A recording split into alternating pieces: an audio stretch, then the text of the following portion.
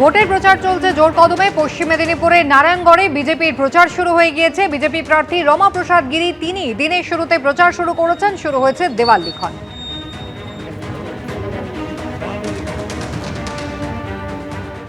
দেখুন, পরিবর্তন ৪৯ বছর পর আসবে, যে পরিবর্তনে কেন্দ্র আর রাজ্যে একই সরকার হবে।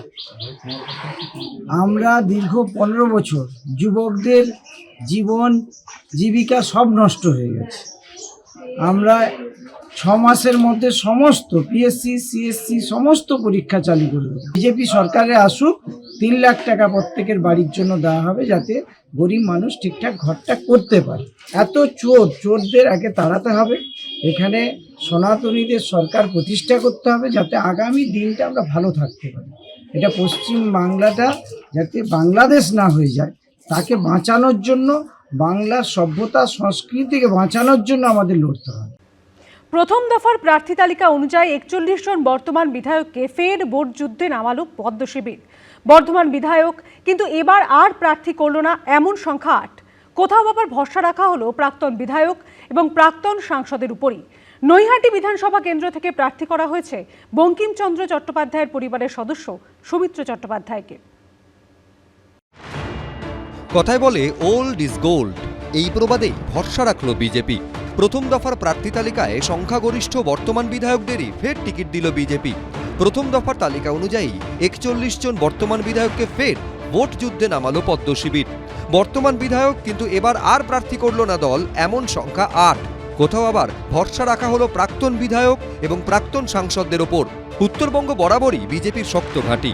সেখানে কোচবিহার উত্তর, তুফানগঞ্জ, কুমারগ্রাম, কালচিনি, ফালাকাটা, ডাবগ্রাম ফুলবাড়ি থেকে নাগরাকাটা, মাটিগাড়া নকশালবাড়ি, শিলিগুড়ি, ফাঁসি দেওয়ার মতো একাধিক কেন্দ্রে গতবার জয়ী প্রার্থীদের ওপরেই ভরসা রেখেছে বিজেপি। তুফানগঞ্জে ফের প্রার্থী হয়েছেন মালতী রাভা রায়, ডাবগ্রাম ফুলবাড়ি শিখা চট্টোপাধ্যায়, মাটিগাড়া নকশালবাড়ি আনন্দময় বর্মন, শিলিগুড়িতে শঙ্কর ঘোষের ওপরই ভরসা রেখেছে দল। এদিন তালিকা প্রকাশের আগেই সকালে শিলিগুড়ির ১৬ নম্বর ওয়ার্ডে দেওয়াল লিখন করতে দেখা যায় বিজেপি বিধায়ক শঙ্কর ঘোষকে। গত ১৫ বছরে তৃণমূল কংগ্রেস একটা জাতিকে সম্পূর্ণরূপে ধ্বংস করেছে। বাংলা এবং বাঙালির সভ্যতা, সংস্কৃতি, কৃষ্টি যে রক্ষার লড়াই, সেটা হচ্ছে বিধানসভা নির্বাচন। ময়না, আসানসোল দক্ষিণ, ওন্দা, চাকদা, হরিণঘাটা, ভাটপাড়ার মতো দক্ষিণবঙ্গের একাধিক কেন্দ্রেও বর্তমান বিধায়কদেরই ফের লড়াইয়ে নামালো বিজেপি। আপকি বার ২০০ পার বলেছিল, তারপর রেজাল্ট কি হয়েছে ওরা জানে, সারা ভারতবর্ষ জানে। প্রথম তালিকা অনুযায়ী অবশ্য এমন বর্তমান বিজেপি বিধায়কও রয়েছেন যাদের এবার টিকিট দেওয়া হয়নি, যেমন খড়গপুর সদরের হিরণ চট্টোপাধ্যায়, বালুরঘাটের অশোক লাহিড়ী, আরামবাগের মধুসূদন বাগ, গোঘাটে বিশ্বনাথ কারক, শীতলকুচির বরেন বর্মন, কালিয়াগঞ্জের সৌমেন রায়, পুরুলিয়ার বলরামপুর ও রঘুনাথপুরেও বর্তমান বিজেপি বিধায়ক টিকিট পাননি। আমাদের কাছে কর্মী সম্পদ এবং সেই হিসাবে টিকিট দেওয়া হয়েছে। সবাইকে কনগ্রাচুলেশন এবং সবাই আমরা জিতব। সম্প্রতি সংসদে প্রধানমন্ত্রীর বঙ্কিমদা মন্তব্যে তোলপাড় পড়ে গেছিল। এই প্রেক্ষাপটে নৈহাটি বিধানসভা কেন্দ্র থেকে প্রার্থী করা হয়েছে বঙ্কিমচন্দ্র চট্টোপাধ্যায়ের পরিবারের সদস্য সৌমিত্র চট্টোপাধ্যায়কে। প্রশাসনিক যেটুকু এক্সপিরিয়েন্স আছে, যদি আমাকে নৈহাটির মানুষ সুযোগ দেয়, সেই এক্সপিরিয়েন্স দিয়ে নৈহাটির যা যা উন্নয়ন করার উচিত বা প্রয়োজন সেগুলোই করব। প্রথম তালিকা অনুযায়ী কিছু জায়গায় প্রার্থী করা হয়েছে পুরনো মুখেদের, যারা এখন বিধায়ক ছিলেন না। করিমপুরে প্রার্থী করা হয়েছে সমরেন্দ্রনাথ ঘোষ, মন্তেশ্বরে প্রার্থী করা হয়েছে সৈকত পাঁজাকে, পাণ্ডবেশ্বরে টিকিট পেয়েছেন প্রাক্তন বিধায়ক জিতেন্দ্র তিওয়ারি। লোক নেই, তাই একাধিক সিটে দাঁড়াতে হচ্ছে, পুরনো লোককেই দাঁড় করাতে হচ্ছে। এর মধ্যে নতুন কিছু নেই তো, মানে যা হওয়ার ছিল তাই হয়েছে। প্রথম দফায় প্রকাশিত ১৪৪ জন প্রার্থীর মধ্যে ৪০ বছরের নিচে বয়স ৩৬ জনের। দীপক ঘোষ, এবিপি আনন্দ। ফের তারুণ্যে ভরসা রাখল সিপিএম। সোমবার প্রথম দফায় ১৯২ কেন্দ্রের প্রার্থী তালিকা প্রকাশ করল বামফ্রন্ট। মীনাক্ষী মুখোপাধ্যায়, দীপশিতা ধর, কলতান দাশগুপ্ত, সায়ন বন্দ্যোপাধ্যায়, সায়নদীপ মিত্রদের প্রার্থী করল সিপিএম। যাদবপুর থেকে প্রার্থী করা হলো বিকাশ রঞ্জন ভট্টাচার্যকে। প্রার্থী করা হয়েছে বাম আমলে ২ মন্ত্রীর ছেলেকেও।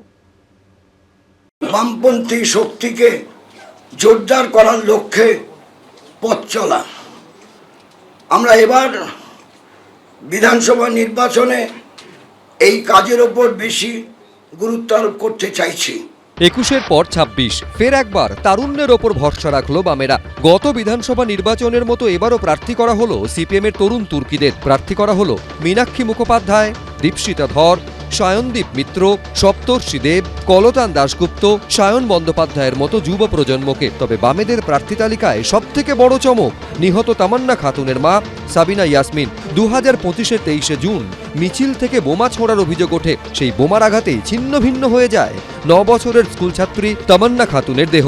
নিহত তামান্নার মা সাবিনা ইয়াসমিনকে কালীগঞ্জ আসন থেকে প্রার্থী করল সিপিএম। কালীগঞ্জ সাবিনা ইয়াসমিন ফিমেল, ইনি একজন শহীদ কন্যার মাতা। যেদিনকে আমি আমার মেয়ের বিচার পাবো সেদিনকে ভালো খারাপ, এখানে আমার প্রার্থীর জন্য আমার ভালো খারাপ নাই। আমি প্রার্থী হয়েছি তার আমি শুধু লড়াই করার জন্য।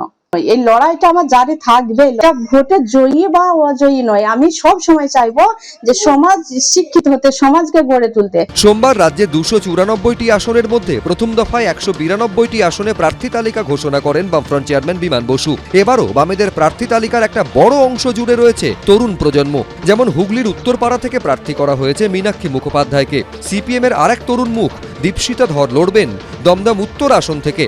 একসময় বামেদের দুর্গ বলে পরিচিত বরানগর আসনে প্রতিদ্বন্দ্বিতা করবেন সায়নদীপ মিত্র। পানিহাটি কেন্দ্রে প্রার্থী করা হয়েছে তরুণ সিপিএম নেতা কলতান দাশগুপ্তকে। এই চ্যালেঞ্জটা আমরা গ্রহণ করেছি যে এবার বাংলাকে বাঁচানোর লড়াই, যে বাংলায় অভয়ার মতো ঘটনা দেখেছে এবং তারপর তৃণমূল সেই ঘটনা ধামাচাপা দেওয়ার চেষ্টা তো করলোই, এবং বিজেপির নেতারাও সেটাতে এমন সেটিংয়ে জুড়ে গেলেন যে আজ অবধি সেই অভয়ার বিচার হলো না। এই ধরনের ঘটনা যাতে আর না ঘটে তার জন্য বামপন্থীদের বিধানসভায় সোচ্চার উপস্থিতির প্রয়োজন আছে। মহেশতলায় সিপিএমের প্রার্থী আইনজীবী সায়ন বন্দ্যোপাধ্যায়। খড়দায় প্রার্থী হয়েছেন দেবজ্যোতি দাস। রাজ্যের প্রাক্তন মন্ত্রী কান্তি গঙ্গোপাধ্যায়ের ছেলে সাম্য গঙ্গোপাধ্যায়কে রায়দিঘি আসন থেকে প্রার্থী করা হয়েছে। আর এক প্রাক্তন মন্ত্রী গৌতম দেবের পুত্র সপ্তর্ষি দেবকে প্রার্থী করা হয়েছে রাজারহাট নিউ টাউনে।